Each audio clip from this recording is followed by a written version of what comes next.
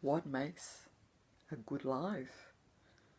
What are principles to live by? How to detach is one of the main principles to follow to have a good life, live a good life.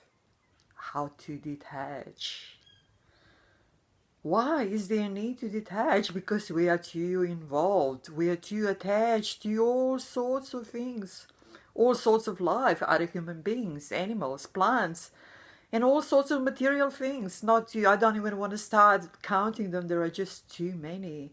So much involvement, and then involvement with all the other things that's going on in this world that we experience. There is always something going on, and there is always uncertainty. There are always changes. There is always unpredictability.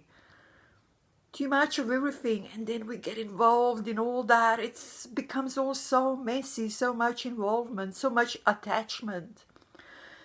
And once you attach yourselves to whatever it is that you attach yourself to, whatever object it is, then you sort of do things to keep attached, because there is an amount of benefit that you get from it, so you need to keep the attachment going. But because everything is changing, everything is uncertain, even these attachments, you cannot hold on to them. No matter how much you try, and then once you lose one, then you try and look for another one, and you jump to another one and another one, and you look for more and more. You have to replace them all the time because they're changing all the time.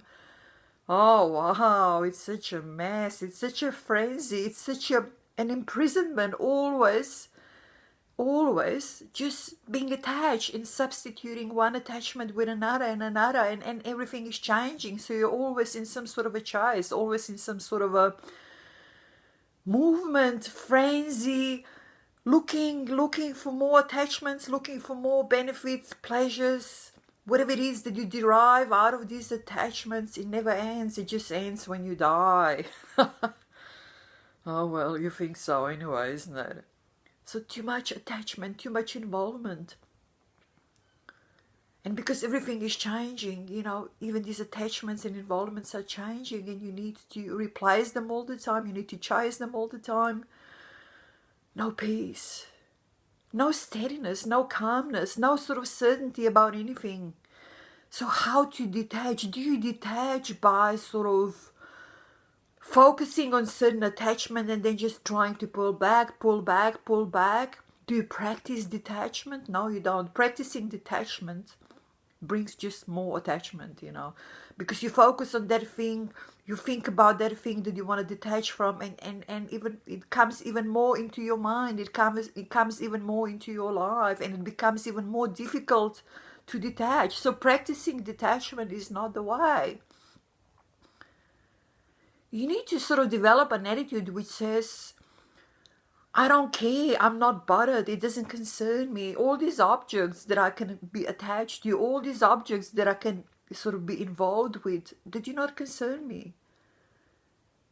Things are happening, so what? I mean, things are going on, so what? I mean, it does not concern me. This or that, do I need to chase this or chase that to get certain pleasure? No, I'm not really bothered. Whatever it is, and whatever things or whatever objects I can get attached to, they don't bother me. I'm not really bothered. Because, you see, this is the thing. Because you can replace them all by going within. By going within yourself and connecting with your soul, connecting with yourself, with your true self, which is steady, which is unchanging, which is peaceful, which is calm, which is pure love, which is everything that you wish for. And once you connect there and attach there, you don't need any other attachments, all the other involvements that you have in this sort of a practical life, in this sort of physical life that you experience. You can reduce them all, you can bring them all to a minimum, because you will have this one true, steady, unchanging, blissful connection with your true self, with your soul, which is your true self. Your soul is yourself. So there will be no more need to chase all these things, to attach to you, to get involved with so much, to sort of run this sort of roller coaster of ups and downs all the time.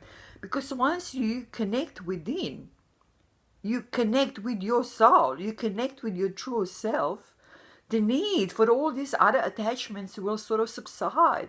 And slowly, it will come to real minimum.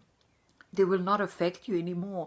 Your life will not be ups and downs anymore. You will not be chasing anything anymore. You will be sitting very, very content and very satisfied, turning inwards, connected with your soul, with your true self.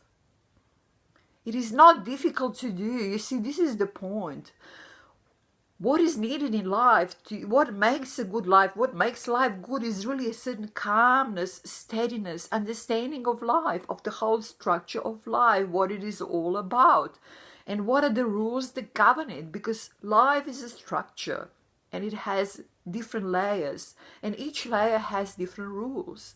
And when we talk about the experience of a physical life, the world, the physical world that we live in, it's got its own rules that we need to understand and follow.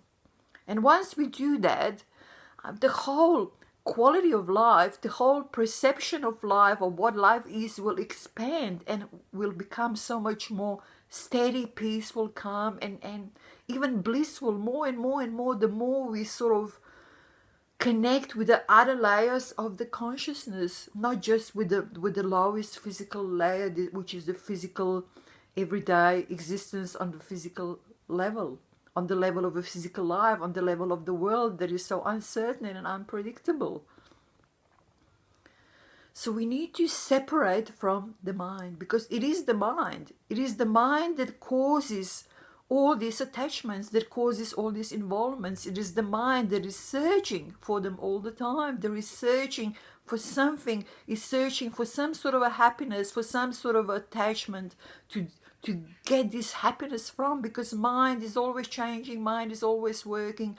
Mind assumes that sort of a happiness and good life and whatever comes with it comes from the attachments in the outside world, attaching to the things outside, whether they are live things like human beings, as I said, animals, plants, or whatever, whether they are just objects. It is the mind that creates the need for these attachments.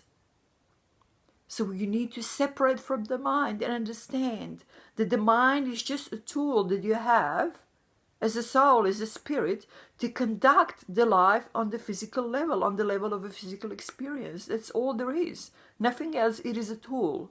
But because you're so connected with the mind, you're so identified with the mind that you just become the slave of the mind, and you cannot be in control of your mind anymore. This is the problem.